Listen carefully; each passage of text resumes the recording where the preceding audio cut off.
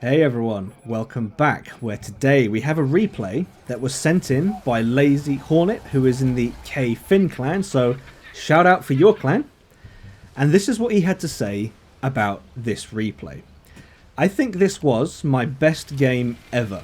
My heart almost failing, but I managed to survive. I just forgot my mic was open, sorry about that. Well, in all honesty, don't worry about the mic, I mean, it doesn't really affect your game that much. Or the replay that much, I should say. But it sounded like you were listening to ice hockey. That's my guess. Tell me if I'm right there. Or wrong. That's my guess. Anyway, here we are on Kaunas. And he is in the FV 4005. And what it's going to demonstrate today is just how effective map awareness can be. Now, a couple of things to note before any action takes place. There are a couple of things that's the keen-eyed of you out there you may have noticed. First thing is he's got 20 rounds of HESH. That's it. He doesn't have any high explosive or armor piercing. This is a HESH only game, which can pay off, but it can also cause you some problems, especially when you need the gun to perform at its best. Now, why do I say that? Well, HESH has 240mm of pen. It will do 1450 average damage if it gets a penetration, but getting that penetration is the problem. And here we have an M47. Yes? No? Yeah? Yeah? Yeah? No. This replay gets a lot better than this. Trust me, it gets better than this. It's not just bushes, trees, and rocks. Anyway, HESH is the only thing he's got loaded. The second thing to notice is that he is using the driver controller configuration, which is not something I wasn't even aware. Oh, what do we got here? 47, 47, and he missed. That's unfortunate. But yes, I wasn't even aware that there was a controller configuration that meant your consumables could be activated via the directional pad or the D-pad. I didn't know that. And the controller configuration he's using is it's about as close to a first-person shooter controller setup that you could get in this game. Triangle changes your ammunition type, which is change weapon, primary, secondary. Square or X or Y, triangle, Y.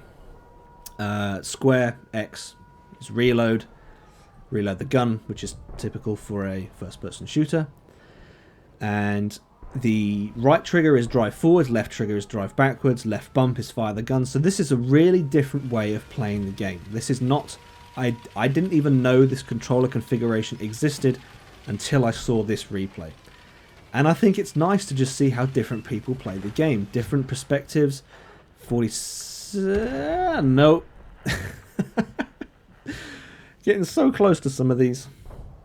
But there you go. Yes, there's different ways of playing the game. It's nice to see different takes on vehicles, map positioning, different tanks, and even down to different controller configurations. I quite like seeing that. So here we have an E3. And is he... Oh, he's targeted. He's risking staying there. And that was worth the risk, because there you go. 1044 damage. There's a HESH round doing what it needs to do. Now we need the reload to finish off. He is using this cover very sensibly. I approve. This is sensible gameplay here. This is passive. This is very passive, but it can be very effective, especially in a vehicle like this. Leading the shot about there.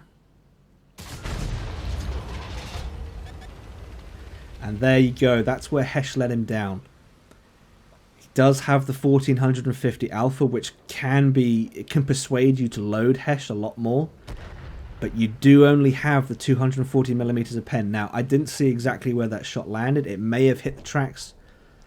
But if that had been armor piercing, you would have gone straight through. And while you only have 1150 alpha on the armor piercing, you don't end up with shots like that happening that often. Armor piercing tends to do full damage. when it penetrates, it's got a higher chance of penetrating, and when it does do close to its maximum damage.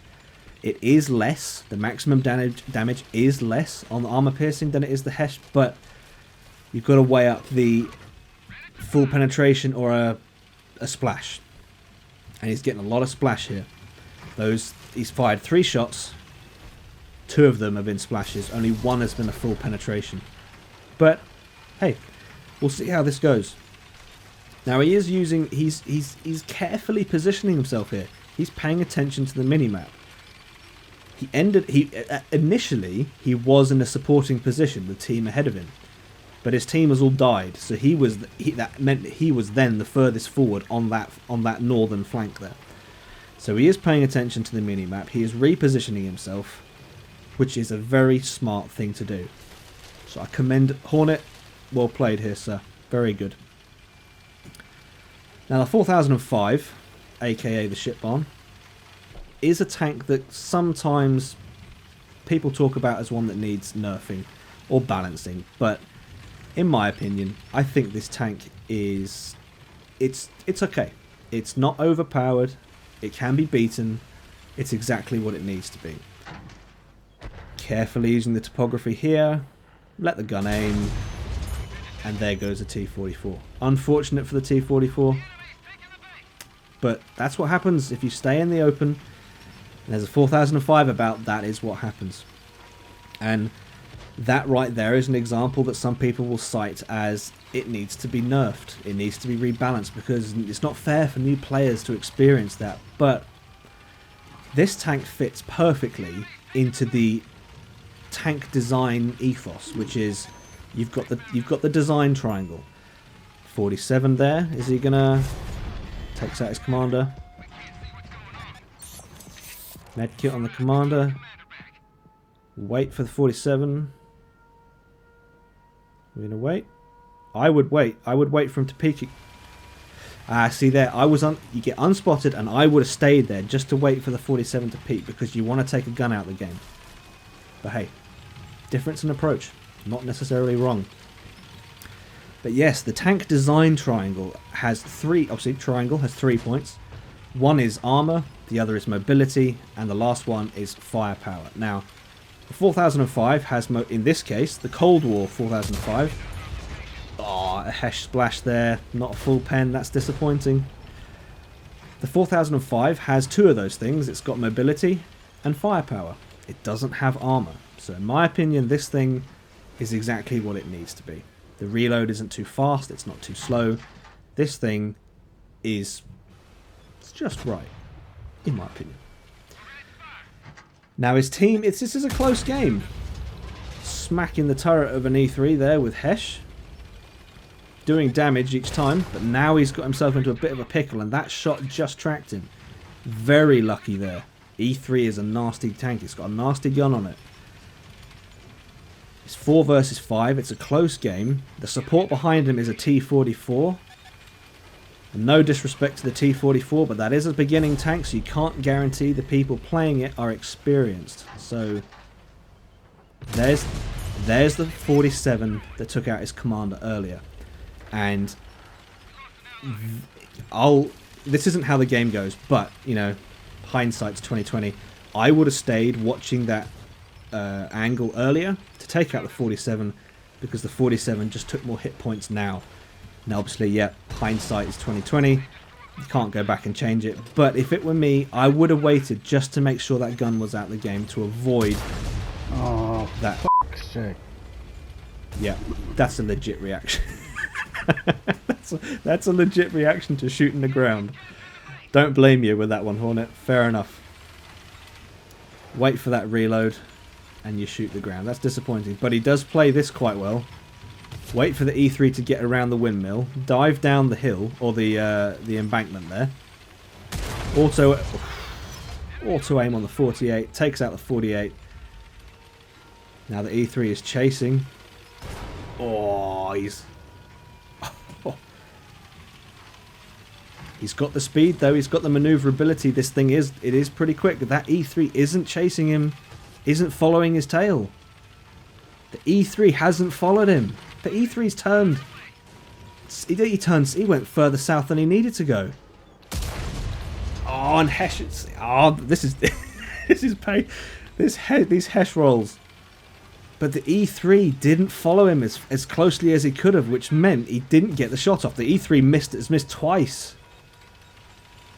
8 seconds on the reload. The E3 will be reloaded again. He's only got 500. And he hits the tracks. Oh my word.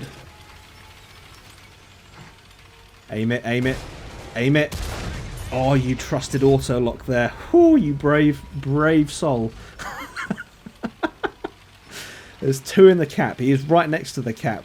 And if you look at the mini-map, he does have 2 on his team, but that 46 doesn't move. That 46, I don't know how long it's been, but from now to the end of the game, that 46 does not move. So there's the T-44. He's spotted. The T-44... I don't know what the 44 was looking at. Only 1 left. He's calling for help, but that 46 isn't there. Yeah, that 40... Sorry, buddy, that 46 isn't there. He's gone. I don't know. Disconnected or whatever. That 46 is not behind the controller.